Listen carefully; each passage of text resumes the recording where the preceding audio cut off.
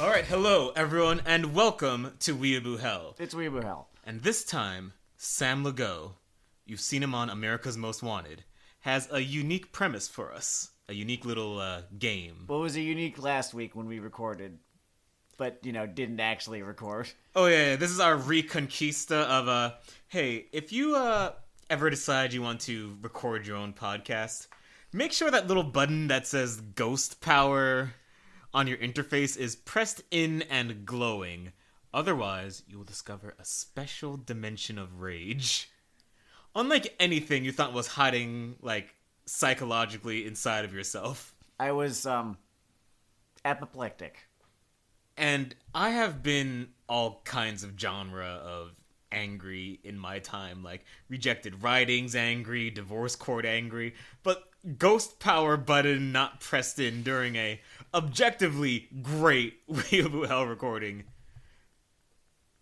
I was what the kids used to call butt frustrated. I screamed into my pillow very loudly because I came to realize that the episode had not recorded while I was in bed. So that was the closest thing that I had on hand to commit an act of some form of violence on. I learned that the sort of Twitter identitarians might have a point about the concept of internalized racism. Because when this went wrong, I, a black guy, just searching for a curse word, just said... Wait, is Weeaboo Hell... Do we say it on Weeaboo Hell? Do we?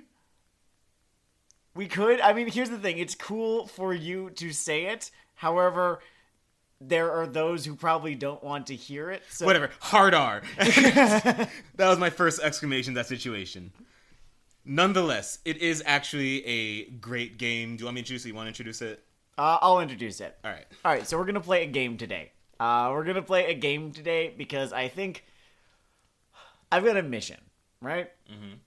Do you know what I love as much as anime? Cooking. Also true. Baseball. Fine choice. Baseball is one of the single fucking joys of existence. And I think more people should know this.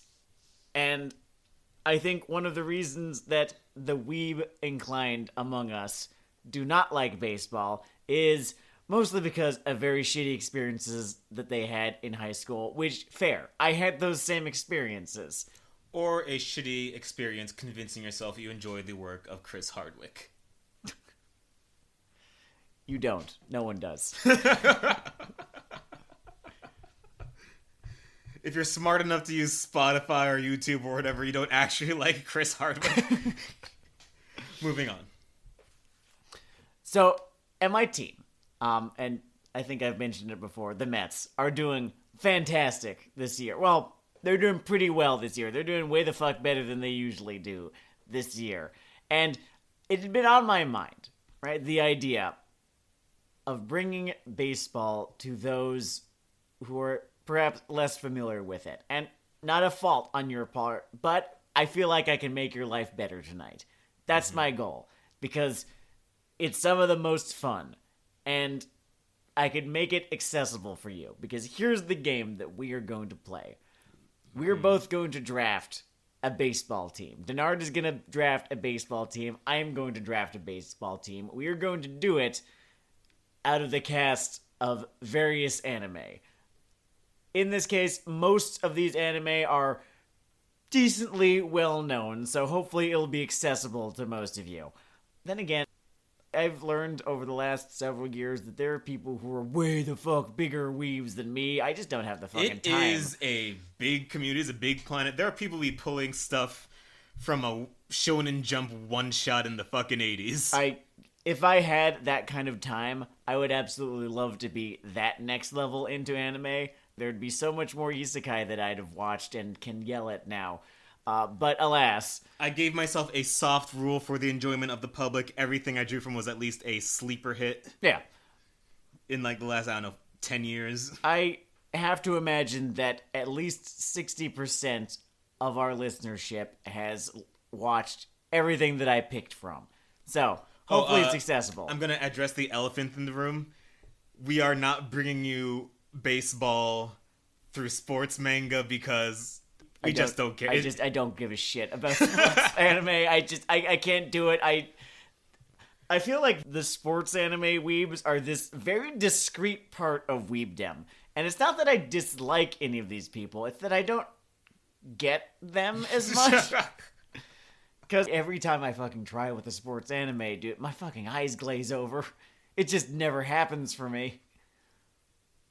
I don't know what it is. It could be over the top. It could be dramatic, but it just hits that C-SPAN wavelength for me. Even fucking Haikyuu. Yeah. I tried so hard to like Haikyuu. I can't do it. I don't get it, guys. So that's the Weeaboo Hell thing. Lots of anime. Lots of sports. No sports anime.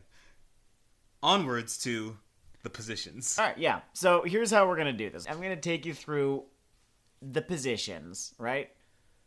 On a baseball team, there's going to be what's called a 40-man roster. On a baseball field, 9 of those players will be active at a given time. We're just going to do that starting day rotation, right? Those 9 players, the best players of each position, because there are various different starting pitchers. You have your relievers, you have your closer, usually just one. You've got, your first string position players, your second string position players, etc., etc. Yeah, we're here to show off for ESPN today. We're doing 9. We're doing 9 because I respect your time. Starting with the pitcher, then the catcher, the right, center, and left field, the first baseman, the second baseman, the shortstop, the third baseman, and then our closer. So I guess it's 10. It's technically 10. Yeah. But it's more fun with a closer. Call it a bonus round. All right. So as we go through this, I'm going to be making this real accessible to all of y'all. I'm going to break down what the responsibilities of each position are, what the expectations of each one are, the way that they tend to be, that whole thing. The rules were, no sports anime, and we draft personalities more so than how do I put this? It's, we're drafting personalities and letter grade stat lines. We're not doing like shonen power levels. Like we're not just choosing Goku 9 times. Yeah, exactly. It's not like I'm sure that even if we were to just grab someone from Dragon Ball, it would be saying Piccolo has a functioning brainstem or Goku strong, as opposed to Goku would be fantastic for when the bench is clear and it's time to fight, because he loves that shit. I don't necessarily think that he'd be a fantastic baseball player, though. If we do a hockey episode, I guarantee you. Oh man, no, half the fucking cast of Dragon Ball would make it into the hockey. I wish I fucking knew shit about hockey. I don't. It's baseball and football. Those are the 2 I inherited from my dad. Those are the 2 that he watches. Thus, those are the 2 that I watch. Sorry, everyone. But yeah, it's more the spirit and, well, for lack of a better term, character of the character. Exactly. It'll become apparent as we go on. All right, so we're gonna start with the pitcher. Mm-hmm. All right. Okay. So the pitcher's job, in the very plainest sense, is to throw the ball so that the batter cannot hit it. It is, of course, more complicated than that, right? So the pitcher needs to be a couple of different things. The first thing that he needs to do, or the first thing that he needs to be, is real fucking cool under fire, right? The pitcher needs to be able to keep his shit together, stay calm, and thus stay focused, and thus be able to throw the pitch that has been called for him, the pitch that he is supposed to be throwing. He needs to be able to have a really good poker face, right? So that, the opposing batter does not get the idea of what he is about to do or what strategy he is employing, right? Got to be a pretty good team player, right? Because the role of the pitcher is somewhat of a dual/partnered role, I guess you could say. Mm-hmm. Because they are not doing this in isolation. They are working with their catcher. And I'm going to explain a little bit more about that when we get to the next position, which is the catcher. The pitcher is not necessarily a strategist so much, but they do have to have a head for strategy. They also have to have eyes in the back of their heads, right? Because they are going to have to deal with people trying to steal. Now, in this era of baseball, people steal less. The late 80s, early 90s, honestly, when Ricky Henderson was playing, that was when people fucking stole all the goddamn time and it ruled. These days, that's some people used to steal in New York too. Yeah, these days in baseball, stealing has it's not been beaten out of the sport entirely, but it doesn't happen as often as I honestly think that it should, because stolen bases, so much goddamn fun. I also think people should steal more outside of baseball. Yeah, people could use some more adversity in their lives. All right, so they need to be on top of that shit too. They need to, be able to keep an eye, right, on first base, because they can't keep an eye on second base because it's behind it. The catcher needs to, and we'll be like, sometimes like. I was pantomiming the catcher pointing at second base right now, but I'm getting ahead of myself. The pitcher also, this is a pretty interesting thing, usually can't hit. Because being trained to pitch and being trained to bat are two almost mutually exclusive things. Like, you will occasionally come across the pitcher who can hit. Shohei Ohtani is the player right now. He's playing for the LA Angels, which... I'm so sorry, Sho. Oh, is that one of those little fates worse than death, or? It's like a Ferrari parked outside of a trailer park home. The... Shohei Ohtani is one of those rare players, like Babe Ruth was another one of them, who is a fantastic pitcher and then is a fantastic hitter too, and it's honestly not that sustainable. I have to imagine that Shohei is going to have a very notable, very brief career, because when you are putting that kind of stress on your body that many times, a week, a month, whatever... that adds up. He's going to probably have a short career because of injuries, because of, tearing this or pulling that, or, having to get this surgery and that one. And that is why this half of the table endorses performance-enhancing drugs. I don't, because I'm a little bit of a... It's about human performance, not superhuman performance. I don't care about that shit. I'm sure that... if we used enough fucking science lab bullshit that we could send a baseball to the moon, but that's not why the game is played. I understand. You don't need 10 gorillas hooting at each other. That's a different illegal sport. Let the record show I don't actually support performance-enhancing drugs in athletics except pro wrestling. I see no reason not to. I mean, like, it's not real. It's not. It's just like because give me that is flips. actually real. Let them be huge. Let them be huge for my entertainment. It's theater anyway. It's like wearing a wig. You can wear a wig, in a play. But I want to focus on the pitcher. Sure, yes. Let's go back to the pitcher. Okay. So on the as of right now, Dayle unnamed baseball team. For my pitcher. And once again, we are using the Weeaboo Hell definition of anime. If you dislike it, I don't know, fight. First fight Sam. I think he thinks even more strongly about this than I do, but whatever. I also own a baseball bat. I would love to fight you.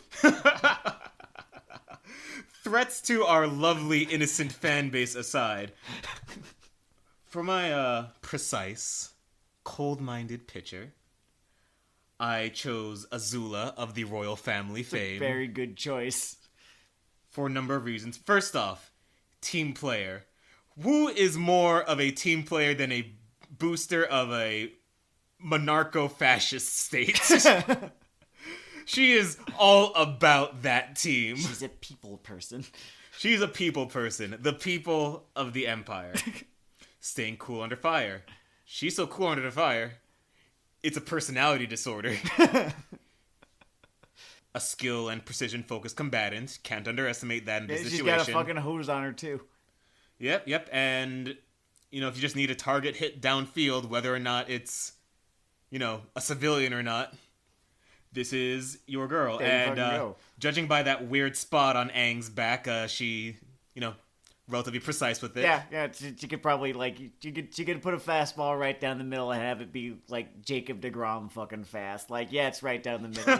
Try and fucking hit it anyway. And we have the beanball issue, but We'll work on that over See, time. here's the thing. Bob Gibson is one of the best pitchers who ever lived, and that guy would fucking hit you. He would hit if he thought that you were crowding the plate, if you thought that you were being disrespectful, he would fucking hit you. And then he'd strike out the next 3 guys just so that him hitting you didn't even fucking matter. Oh, I would also like to point out the person I almost put in this slot and had to revise it as soon as I heard more information. I almost dropped Ali Al-fucking-Sanchez in this slot. And as a good a time fucking Prince Ali would have had, with yonder marksmanship, with yonder intimidation, he is cool under fire for perhaps the wrong reasons. When that team player element comes in, things are gonna fall apart relatively quickly. See, I think that Ali Al-Sanchez would make a fantastic designated hitter, if he were playing for an AL team. He'd be great at that shit. So yeah, turns out to be merely Aladdin. So that's my pitcher, Azula, of the Blue Fire. Fantastic. The pitcher that I have chosen, after some amount of conversation with myself, some amount of thought, is Mikazuki August from Mobile Suit Gundam Iron-Blooded Orphans.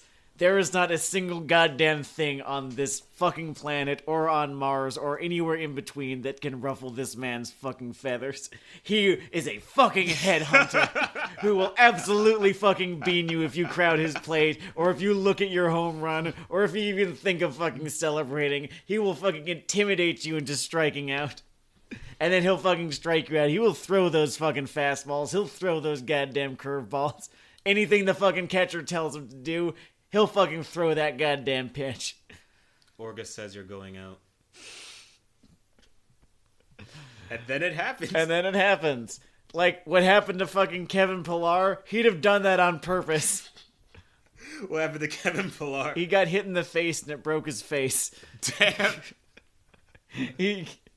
He's been wearing this fucking Cody Rhodes ass mask for the last couple of games. Honestly, it fucking blows what happened to him, and I'm not trying to make light of it, but what happened to him was an accident, and Mikazuki would do it on fucking purpose. I can't see one of those masks hearing the Phantom of the Opera organ riff in my head.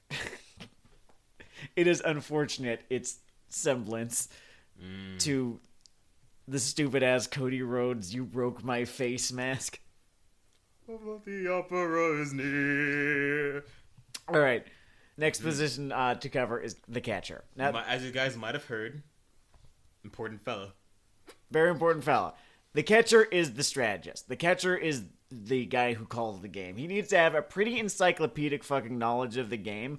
You'll find that a whole bunch of baseball managers were catchers in their day when they were baseball players, because they need to be like the biggest fucking nerd on the team in terms of like being smart, being able to figure out, what the next pitch should look like, how to get this guy out. They can see the entire field, right? So like, and they're one of the only players who is going to be looking at the entire field basically the entire time, right? Because even your outfielders who could otherwise see their entire field, they're focused squarely on the batter. They're not looking at everything else the way that the catcher is. The catcher sees the whole field, calls the game, right? They are the ones who are calling all of those shots. So they need to be smart. They need to have a good knowledge of the batter, right? Whether they're lefty or righty, the way that they tend to hit. Are they a slugger, or are barrels overrated, right? That kind of thing. Barrels being a metaphor for home runs in this case. That slang's intuitive. It's like arms. Yurichiro Suzuki's of the world. One of the best ball players of all time. Not a slugger. No, the guy would just get the fuck on base. I respect the shit out of Ichiro Suzuki. All right, so they also have to be a team player, just as the pitcher does, because there's a partnership, right, between the pitcher and the catcher. The catcher is the one who calls for the pitches. The pitcher throws them, and together, through that partnership, they are trying to strike people the fuck out, or get them to ground out or fly out, whatever the case may be, right? If it's like a really fantastic fucking hitter that they do not know that they can strike out, the next best option is to get them out at first. So that is the job of the catcher. They're also probably going to be giving subtle orders to the rest of the team as well. Very well put. By the way, in case you guys haven't noticed, this is a Sam Lagow special. Yeah, this episode was definitely I was the producer for this episode. All right, ladies and gents. So, for my team tactician, encyclopedic knowledge, able to reach across the moral aisle in an emergency situation, as we've established, it might be important with my pitcher. I simply could not walk away from Ald Noah Zero's own motherfucking Inaho, Captain Clutch himself, running essentially across different sci-fi societal levels of development on pure goddamn strategy and grit. It's just fucking strategy and grit, and sometimes I guess that's all you fucking need. The on-the-fly analysis to just understand the entirety of a FromSoft Games dodge mechanics after 2 rolls, that is what Inaho brings to the table. And also as a personal favorite in terms of performance and characterization, which is important. Mm-hmm. And amidst the many pilots and strategists poking around the back of my head, he is the one in the situation I cannot walk away from, so I am putting forward Inaho, Mick last name. That's good. Inaho, also somewhat of a slugger himself. That is important. A lot of catchers tend to be kind of sluggers, too. Yes, he can put the ball where it needs to go. He can put that shit in play. All right, my catcher. This is almost kind of a fucking low ball. It's fucking Ed Elric. The smartest dude in his show. Oh, I love Blondie so much. This is the man who, hot-tempered though he may be, and yeah, a catcher can start a fight every now and again. That can happen. Hot-tempered though he may be, is the one who won all of the fights he did, not because he was the best alchemist. No, it's just because he was the smartest human. Yep. And that is what we need. He's also, though volatile, a pretty good team player, all things considered. You look at his relationship with Roy Mustang, who himself would be a very good pitcher. You look at his relationship with Roy Mustang. They never once fucking liked each other. Once. They, have an active dislike for one another, and they worked together fantastic whenever they had to. Because the two of them do understand that, it's about the game.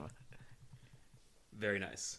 For the second and last time, I would also like to just point out my rejection or initial impulse. Mm-hmm. Because for a second, for my catcher, I was thinking of fucking Lelouch Lamperouge, who has what can be generously described as staffing issues.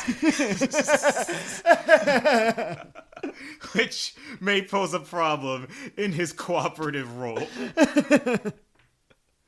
I believe if Lelouch was my catcher, you would hear a crackle of lightning. And his last calls for revenge. As he is deep fried. The other problem, unfortunately, with catcher Lelouch Lamperouge is that as great as he is in a tied game or a winning game, in a losing game, the breakdown will be palpable and public. I think even in a tied game it would. If they were ahead, right? If the team that he was on was ahead, and then the opposing team found a way to tie the game, that would be fucking it. He would just be fucking screaming. He wouldn't even be able to call a pitch at that point. Like, if you want to hear a man scream, how is this even possible? How could they have done this? All of my plans! Alright, the rest of my team will be more about who is there than isn't. I hope you enjoyed that. Alright, so we move next to the outfielders. I'm not going to say that right field, center field, and left field are completely interchangeable. They're not. But the outfielder relies less on instinct and reflexes than the infielders typically do. Mostly because when the ball gets to them, all they really need to know is where the fuck it needs to go. Right? And usually by the time it is to them, it's pretty self-explanatory where the ball needs to go. When you're an infielder, sometimes there can be gray areas, like where's the force gonna go? the Force not being the thing from Star Wars, but it means that a player is forced to run from one base to another, and thus you need to get the ball there first for them to be out, and which base do you need it to get to, and you need to make this decision like fucking now because of the way that things sometimes go. In the outfield, it's a little bit different. Usually, if the ball has spent that amount of time in play that it has gotten to the outfield, it's a much easier call to make than if it is only spent, a second or two in play by the time that it gets to, let's say, your shortstop, right? All right, so because they're all the way out in the outfield, they need to have a fucking arm on them. They need to have an arm on them, and they are often sluggers. Giannis Cespedes, who I don't know where the fuck he went. I think he opted out of the 2020 season because of COVID concerns. Fair enough. Not dying is a core Weeaboo Hell principle. Then he didn't sign with anyone for the 2021 season. He was like our fucking guy from like 2015, onward. And I was sad to see him go. He was an outfielder. I think he switched between like center and left field for most of his career. Who else was a fucking outfielder? I feel like Bonds was an outfielder. Or Pujols. Either Pujols or Bonds. I'm pretty sure at least one of those two is an outfielder. Outfielders are often sluggers. And sometimes, this is a stereotype, certainly, but a lot of the time, like, you put the slugger in the outfield because they don't necessarily, like, they're not there to be a good fielder. They're there to give you fucking home runs. And so you put them in the outfield where they can like do the least amount of damage, I guess, defensively. This is a stereotype that somewhat denigrates the role of an outfielder, and sometimes an outfielder they can turn fucking plays that will make you think that you were dreaming, like the catch. Willie Mays, the catch. One of the most famous plays in baseball history, where... Might have to get into the whole geography thing for this one. Yeah. So in the, what's the tiebreaker? Something like that. It was like the 1950 whatever equivalent of like the NLCS. He was playing for the Giants. I think they were facing not the Indians, in Israel. Braves? I'm going to say the Braves. I think I'm wrong though. And this was the big fucking moment, right? This was either going to be the walk-off or it was going to be the end of the game. And the dude at the plate fucking slugged one, right? And two things then needed to happen. A, this catch needed to be goddamn made. B, if the catch is made, it needed to be tossed the fuck to the infield to get that out. When a ball is hit as hard as this ball was hit, usually neither of those two things are going to be possible because the Polo Grounds, the place where the New York Giants, back when they were the New York Giants, before they moved to San Francisco, back where they used to play, this was this big rectangular kind of field where it was very easy to get a home run if you, if you put it a little bit to the left or a little bit to the right, but center field basically went on forever. It looked like a bowling alley. When this guy hit it to deep center, right? It wasn't going to be a home run, but it was going to be hard to get out there because of the size of that outfield. So Willie Mays, he fucking made it there. He had to run fast and far to get all the fucking way out there. And then he had to, get the ball from his mitt to his hand, which does actually take a second, and fucking toss the goddamn thing to the infielders. The Giants won that game.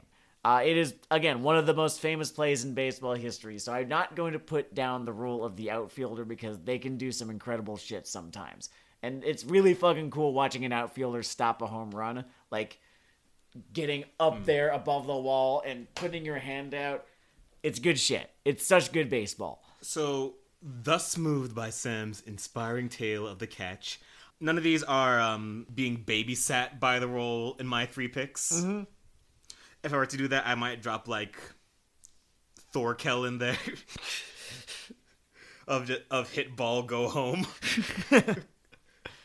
But no, all 3 of my picks here, I think, would also be very good at the sort of clutch air launch, reaching above the rafters kind of thing. Like, the kind of catch where you steal a ball from a child, basically. Exactly, yes. Right outfield, we have Shin of Kingdom fame, who first off, I think is not aware that he has hitting options that are not home runs. He will break bats, balls, catcher's hands. He will just fucking scoop those things. Moreover, super just into this whole vertical leap thing, which I think will be very important for making clutch catches. And honestly, in terms of just maneuvering the ball around the field, it sort of has that wider battlefield vision that I think will be very important for winning instead of losing. So I'm motivated to choose Shin there from, again, the military manga and theoretical anime, tears streaming down my face, Kingdom. Left outfield. Just left fielder. Me very smart. Left fielding man. Alright, left fielder. Afro of Afro Samurai fame. It's a good choice. It is simply a great mixture of what I imagine is the hitting power and technique and the kind of interceptions that we are looking for here. The guy is focused. The guy is ready to yeet this object in the atmosphere. He's fast. He could get there. And very fast. Yeah, he could, get to that fucking ball. That's acrobatic. He, in my mind, is just sort of the total package for what we're after for this position. Mm-hmm. And 2 great movies. The second one has very silly voiceovers from Lucy Liu. What more could you want? Yeah, which makes me smile because I'm a Mortal Kombat fan. I don't know. Center fielder. When I chose him last episode, I totally forgot the baseball episode, by the way, so I'm not that bad of a min-maxer, just know that. But for similar reasons as Afro, I could not walk away from Mugen, who I think also has the benefits as in the center field of just being extremely unconventional in terms of movements. He will throw 1 or 2 people off on the return. And honestly, just a speed and flexibility that you can't walk away from, along with just, again, ball-damaging hitting power. Yeah. And those are my fielders. My fieldsmen. My fieldingtons? I think they're called fieldingtons. Oh, Yes. For the record, that's obviously playing off my own ignorance, not a sports ball thing. If I make a sports ball joke, you can mail a hand grenade to my house. It'll be fine. We won't press charges. Yeah. All right.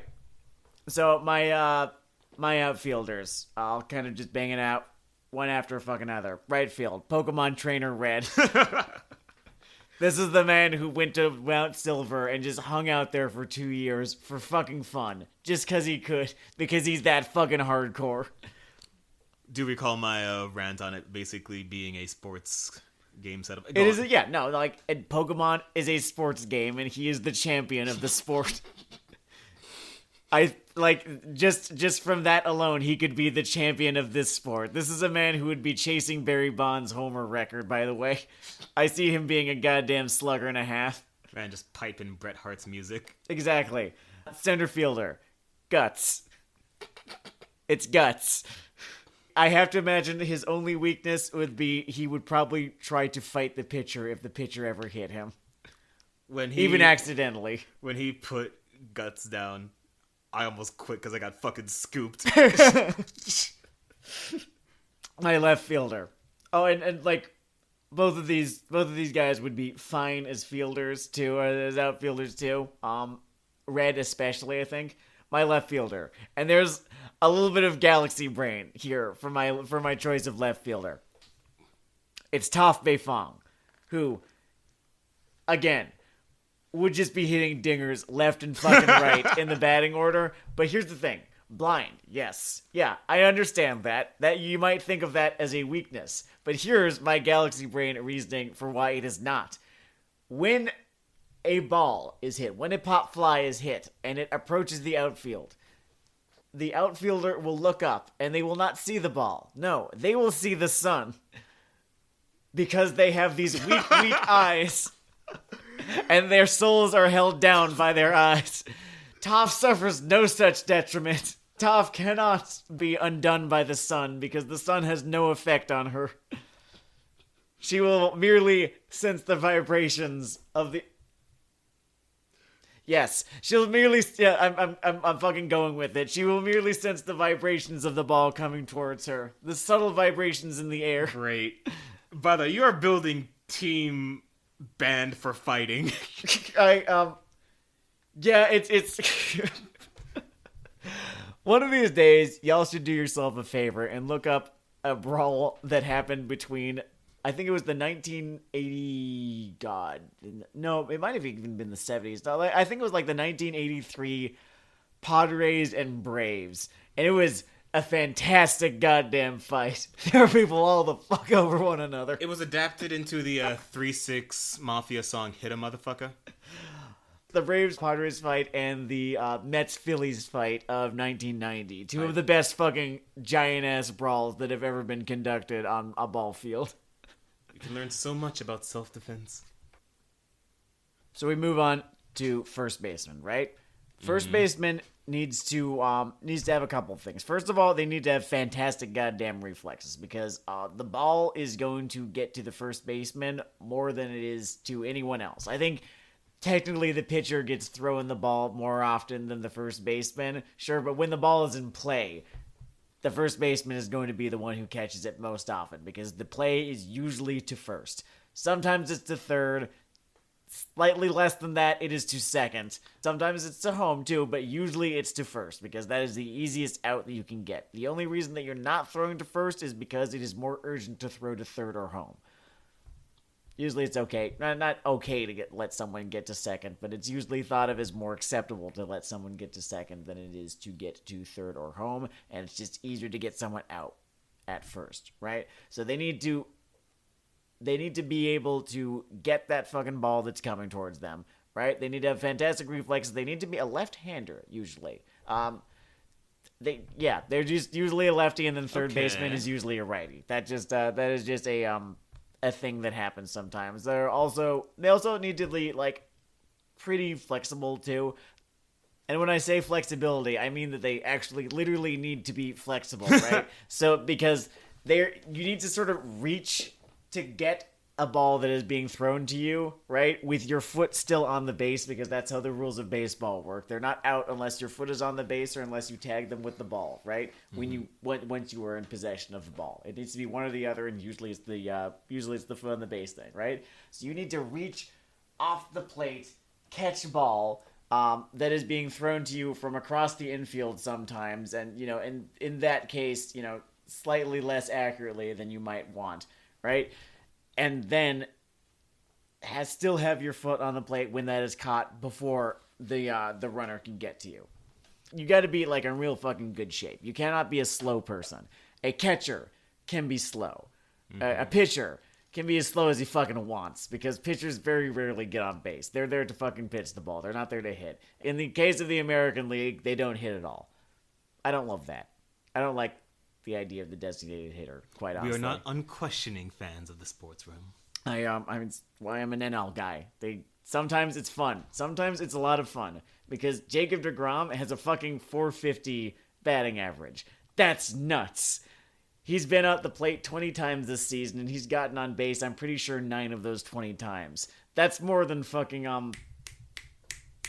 Lindor, right? And Lindor is a goddamn sharp snap. Okay. Lindor is. We paid, I think, possibly the most money that any team has ever paid for a player for Lindor, and Lindor's batting like 190 this season.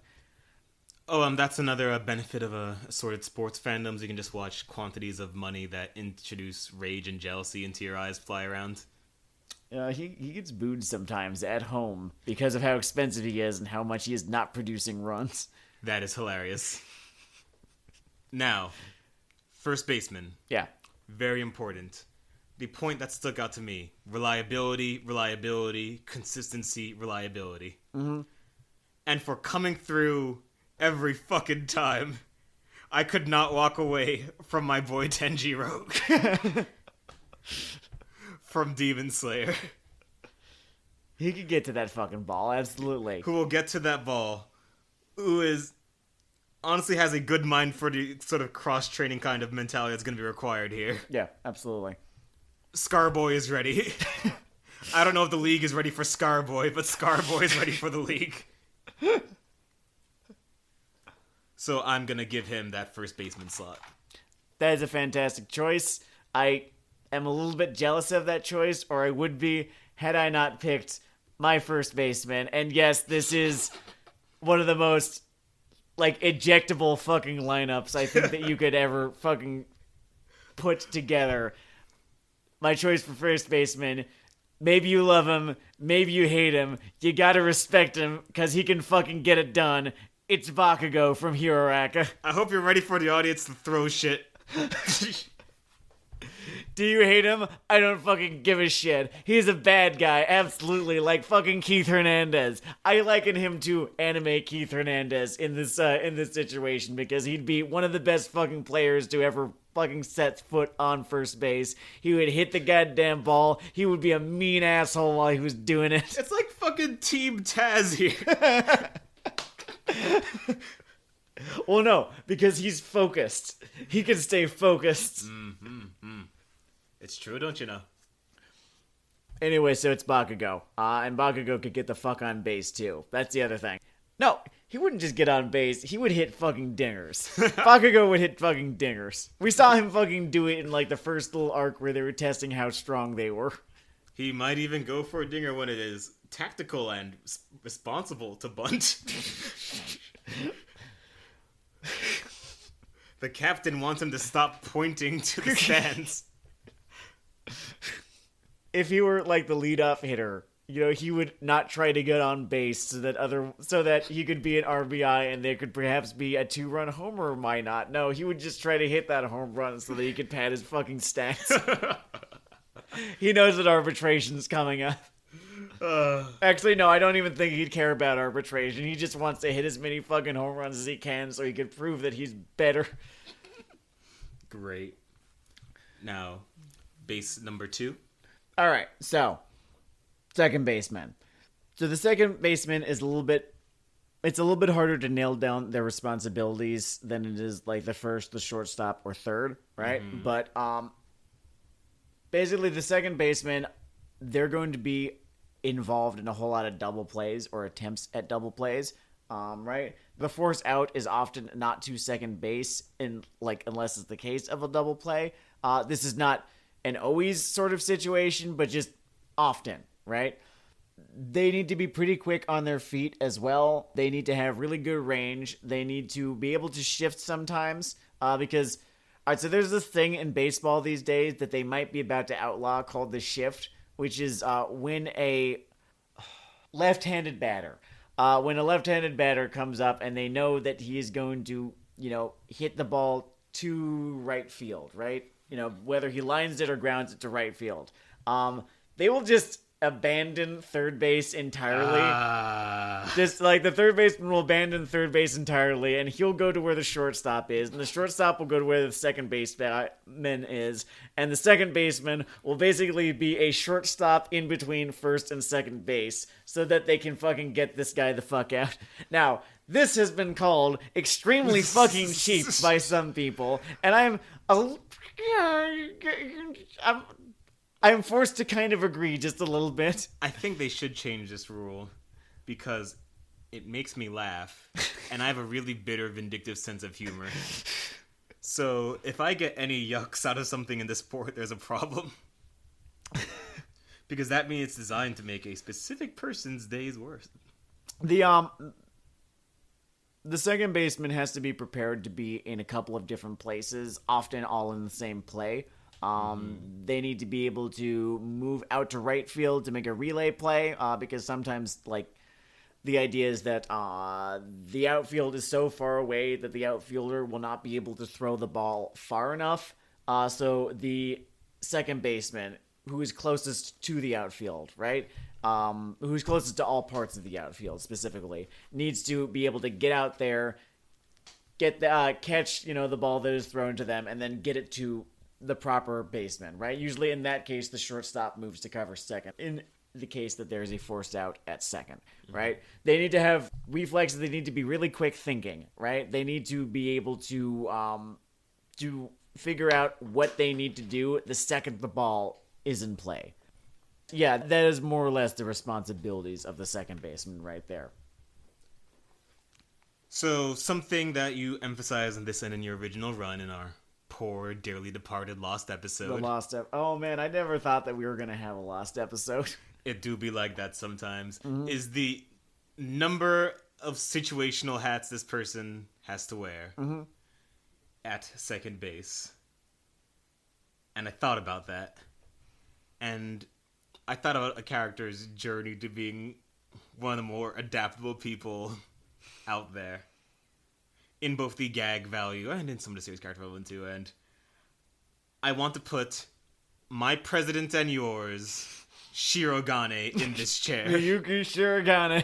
As he has had athletic flexibility, physical flexibility of every type, battered into his poor, unwilling body until he became a sportsman. He can be taught.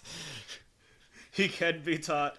He has been taught. More importantly, beyond the actual gag, is the fact that in the whole mental tug of war, he was always the sort of think on the fly reacting one. Yes, he was less prep time. He was more react guy. Which I think having that mental slow-mo will make a big difference in things like, conducting a shift or just knowing what version of the shift is a plan. The shift happens while the batter is still at bat. But a lot of the other shit you described, like sure, a lot of like on the fly adaptation, move to this place, move to that place, go to the outfield, that kind of thing. Yeah, which I think will serve him well. Mm-hmm.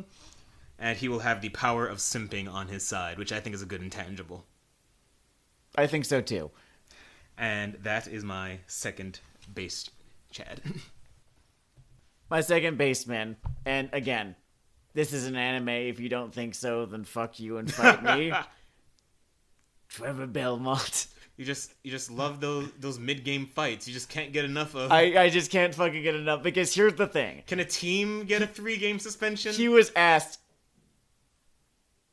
A forced forfeiture is, I think, the worst thing that can happen to a team.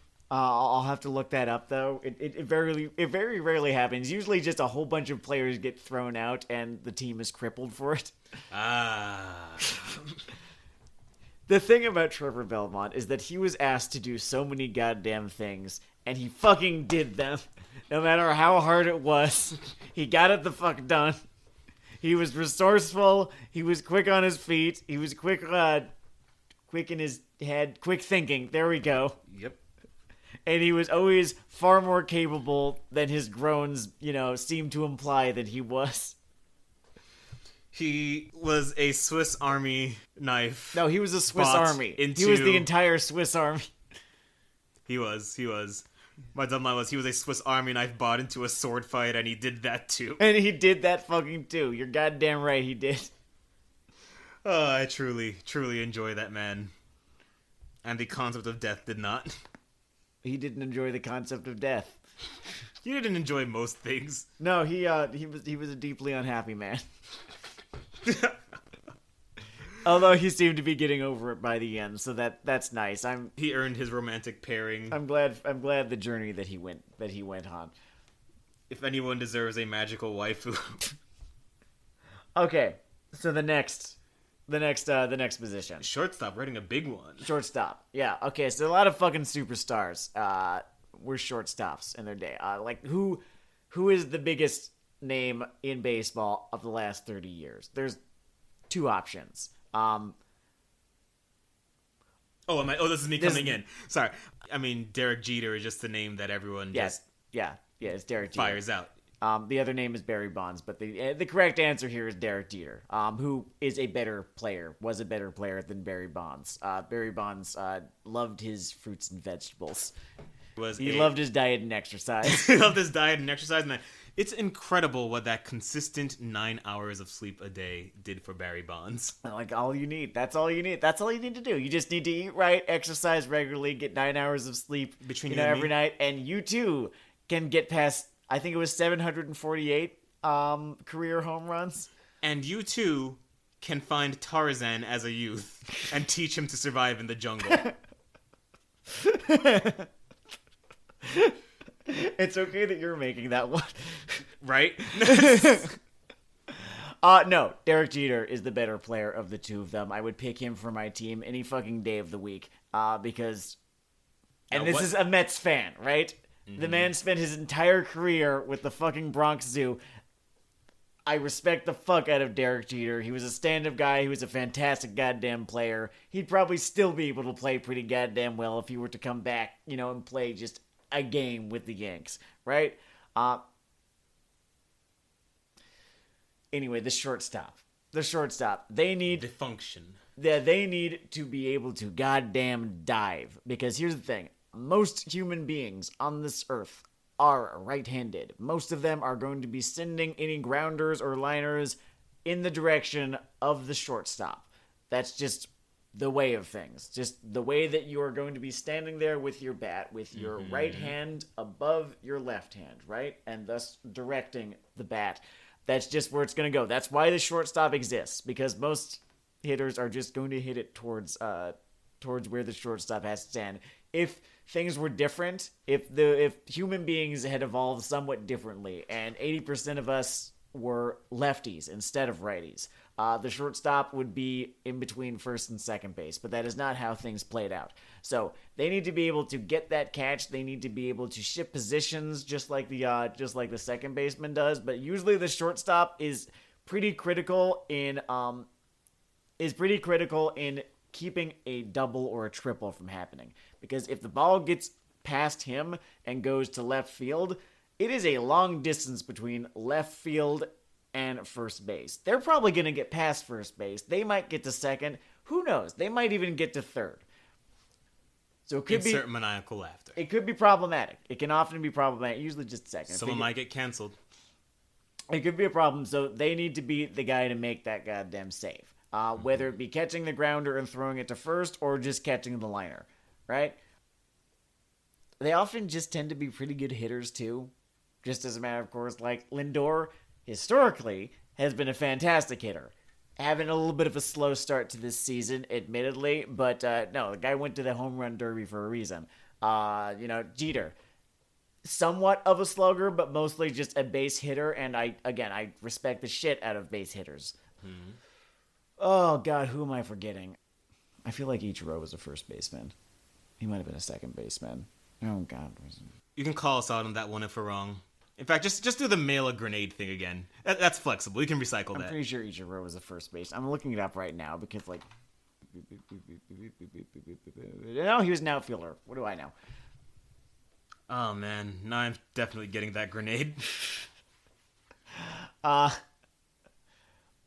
Anyway... no, they need to be fast. They need to be able to fucking dive, right? They need to be able to dive and then fucking throw. Sometimes they need to be able to jump. Again, I'm a Mets fan, but watching Jeter play back in his prime was actually kind of a goddamn sight to see. He is, in fact, one of the best ball players to have ever lived. There's no question about this. He deserved 100% of the votes for the Hall of Fame. He got all but one, and I have to imagine that one voter was from Boston.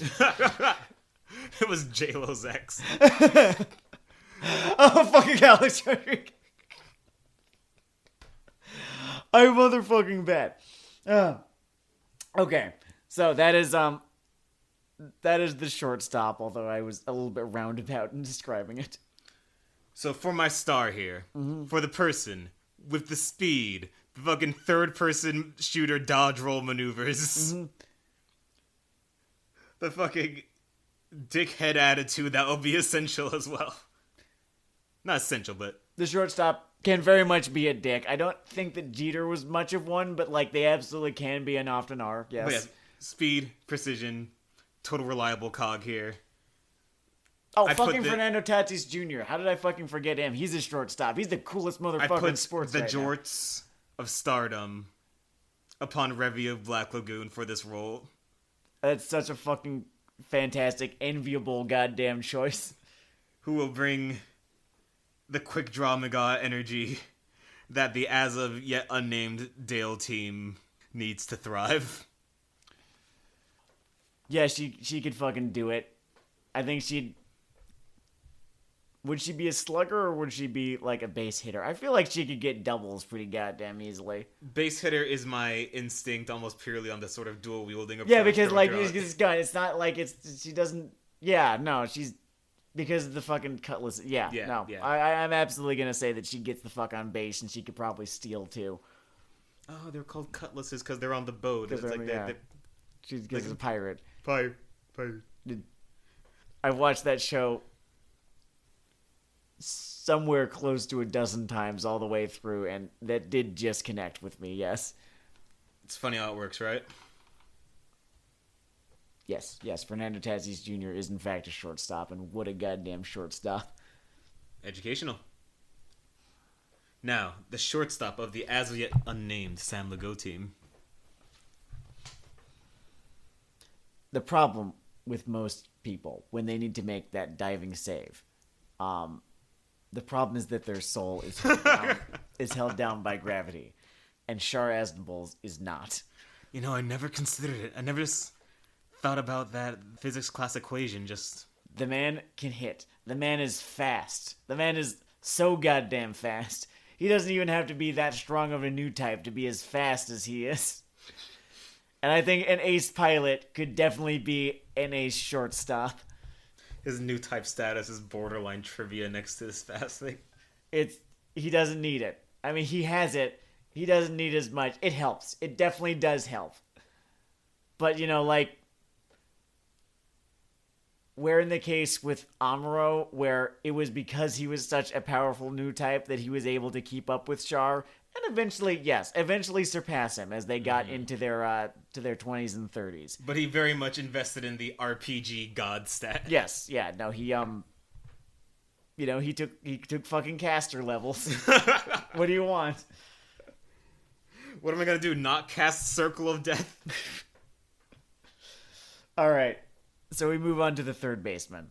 It's also worth doing that just as a star/media figure, Char. Yeah, no, he could be that fucking, like, he has that fucking big dick energy. I feel like big dick energy as a term has been a little bit overused, but no one has it more than him in that goddamn franchise. Maybe Aliel Sanchez, maybe. But the fucking... Char has the most consensual big dick energy. The goddamn fucking swing dick energy that motherfucker possesses. He could fucking go in front of those press conferences and call the fucking reporters names and get away with it. I came here to laugh at you. That'd be a fun one to say. Absolutely. He could probably be making faces at the goddamn hitter and piss them off to the point where they get... Actually, I think that might not be allowed, but he'd do it anyway. He fucking dropped a colony. Well, he tried. He did try. Well, no, he did drop an asteroid on Nepal, as I remember. Did not remember that. Well, that was the very beginning of Char's counterattack. Right. Okay. We move on to the final position. Second to last position, because we're doing closers, too. Closing pitchers, that is. The third baseman. There's a lot of pressure on the third baseman. They need to be almost as cool under fire as the pitcher. They need to be able to keep their cool. They are, like, a lot fucking rides on the third baseman when the chips are fucking down. When the third baseman needs to be in the play, it means that there are runners in scoring position. And if there are runners in scoring position, then those runners might score. They are more likely to score if he fucks up. So he cannot fucking fuck up. I believe that the third baseman, or third base, is actually slightly closer to home base than the first base is, which you would think... Did not know that? Yeah, because you would think that the baseball diamond is completely symmetrical. Sometimes it is not. So there is some stuff that the third baseman sometimes needs to get up to. A lot of the hilarious games of tag happen between third base and home. And so they need to be able to chase, too. Right? And they need to have a fucking arm, too, because it is actually quite a throw from third base to first base, and that is often the throw that needs to be made. So that is a quality that they must also possess. With those in mind, tell me your pick. So this one came to me relatively quickly. Mm-hmm. I, in fact, could not turn away the possibility. Yeah. Because the person in this position needs to get their man. And I cannot turn away from the psychopath hound, Shinya Kogami. Very good. In this pose. Trying, perhaps too hard, to make that sliding tackle. And yes, I will admit in my own right, there is an ejection or two that may occur. But after that incident, he will bide his time largely. And I don't know, maybe the manager has a nice dominator on him. Yeah, that's gonna be the trick, isn't it? But I'm a big fan of Kogami in this position. All right, that's a great choice. I had made a choice. I actually kind of just changed my mind now. Okay. My third baseman, Jigen from Lupin the Third. Like, this motherfucker is goddamn unflappable. He just needs a cigarette and he's fine. He'll just do it between innings, but he won't fucking miss. The other reason that Jigen would make a perfect fucking third baseman is because the man, for a living, is basically the babysitter of a goddamn human chimpanzee. Yeah. He is that calm. He is that goddamn collected. He is that able to fucking put up with it. So that gun might as well be full of monkey tranquilizer. When the fucking chips are down, you can rely on him to be there to make that goddamn play, to make that goddamn tag, and to run down that dude. I support it.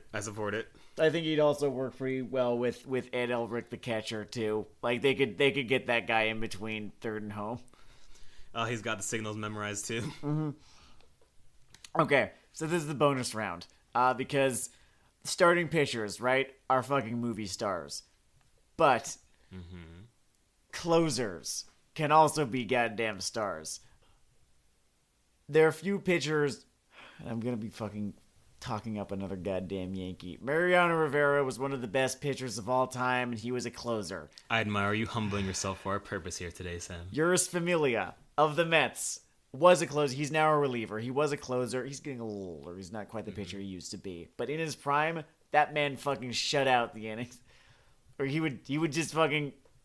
They would put him in the like 8th or 9th, and that would just be it for the rest of the fucking game. Because that's the thing. Getting that insurance, making sure that they do not fucking come back, that is the job of a closer. And the chips are really down then, because if they come back, and if they come back in a big enough way, it's over. That's it. So again, you need to be calm, you need to be collected, and you need to have a plan to kill every fucking batter you meet. So, with that in mind, who do you pick as your closer? Now, in yonder closing position, once again, someone who can absolutely plan in this high crisis situation, someone who can thrive in this high crisis situation. I went for less of a conventional calm and more of a person that lives and molds the chaos. Oh, the other thing about relievers and closers is that they're often brought in when there's like 2 runners on base and not enough outs to end the inning fast enough. Yes, a person that has lived in Problem Town, bought property there, raising 2 kids whose name they can't remember. I have picked up Joseph Joestar for this purpose. Who has just walked in to this field. There are 3 people on base. There's this guy in this black knight armor just sort of tapping this thing that's supposed to be a bat on the plate. And we just need to make sure that this guy does not put that in play. Next thing you're going to say is, you can't walk me.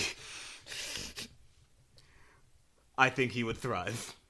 You do know who else would thrive? Would be my pick for closing pitcher. His grandson, Jotaro Kujo, who is completely unable, just almost neurodivergently unable to give a shit about problems. No matter how big the problem might be, he's just annoyed by them at worst. There could be a Munich Olympic situation. Yada does. And that is all you'd get from him after he throws 1, 2, 3, 1, 2, 3, 1, 2, 3 to end the fucking inning. And seal this goddamn win. Great. Split the fucking door in their face on this goddamn game in the 9th. A little bit of a family rivalry for the cheap seats. I've got a sort of bonus round. Okay. Do you have a name for your team? I was thinking another good bonus round would be a manager. I'll play that. Okay, we're going to do the manager first. We'll do the manager first. So when you're in the AL Anime League, leadership is big. Yeah. Sometimes you're just outgunned, outspent, half your team's injured. And sometimes that means a motivating speech. Sometimes it means discipline. Sometimes you might even need to slap a motherfucker. And that is why Captain Bright is the leader of my fucking team. The manager. Is a fucking inspired goddamn choice. Thank you. The eternal fucking captain. Tis essential. And before this season is over, Joseph and Rebby are getting slapped. Probably multiple times. Alright, so in the complete opposite direction, do you know who is fantastic at playing to people's strengths without them even fucking knowing about it? Who is fantastic at knowing his enemy, knowing how to fucking beat them, being underestimated by them the entire goddamn way? Who even underestimates himself sometimes, but is able to pull it off even in the direst of circumstances? This isn't what you're thinking, but for a second I thought Gakuto from Prison School. Interesting guess. It's Rock from Black Lagoon. Goddamn. Who would be fucking Joe Torre, fucking Tony La Russa levels of fantastic goddamn manager. You'd have a nicely oiled machine there. Abso-goddamn-lutely. I've been name dropping all sorts of fucking Yankees this entire goddamn night.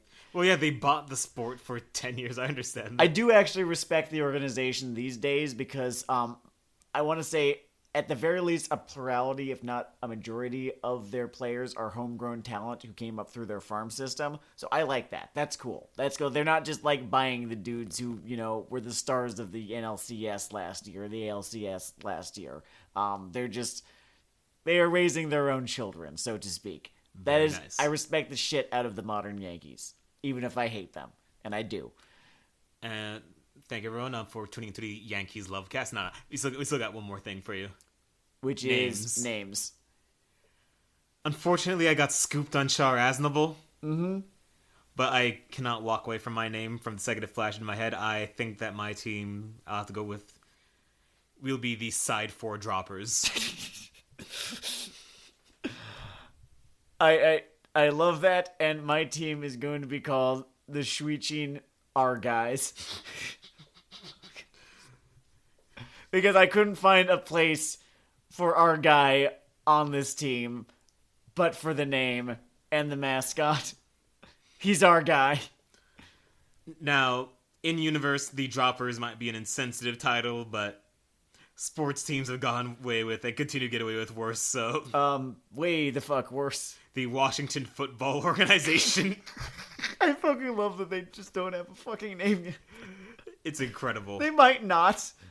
Like, they might just always be called the Washington Football Team. Are they going to be like a Clint Eastwood character for the rest of... Alright, so my idea for them is they rename themselves the Washington Railroad. Here's why. Washington, D.C. is a gigantic Amtrak hub.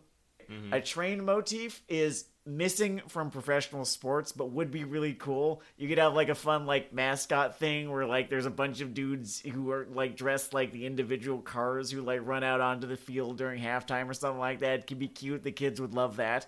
You could tie it to the Underground Railroad, right? And sort of do a little bit of work to, you know, let's say redeem yourselves after that many fucking years of being called, you know, the thing that you were called.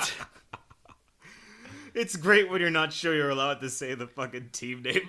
There are so many goddamn, like, cheers and fucking hooting and hollering that the fans could do about how there are no breaks on this train or whatever if they happen to be having a great season. We've got a default tailgate group dance. Right, there's like that, like there's a fucking Gears of War character who's like his name was a fucking joke about a train, and he was a football player. There's actually one big problem with them being the Washington Railroad. What is that? Which is that if they choose the name, they'll owe us some motherfucking royalties. Do you hear me? I'm coming for you. This episode is dated, time-stamped. So I would like them to be called the Washington Railroad. I That'd like be my cool. fucking money. Or like the Washington Locomotives or something like. No, I like the Railroad better. I like Railroad better. Cleveland, it is entirely likely that they are going to be renamed the Spiders after this season. I want it so bad. They've come up with fan logos for the Spiders that are so goddamn cool. Nope. It's like a C with a bunch of legs. That would be cool. That would be cool. Peter Parker would appreciate it. Yeah. So we could call the Braves the Cokeheads. I'm into it. Because Atlanta. Yeah. It tracks. Also, I hate them.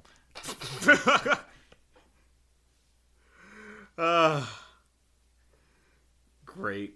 The Chiefs we don't have to rename, but we do need to rebrand because they are named after just this dude who was called the Chief, right? That's fine. No, let's just talk logos. But yeah, logos. You can't see the sort of open mouth, clenched teeth I'm doing here, folks. But trust me, it's not great. It's very reactable.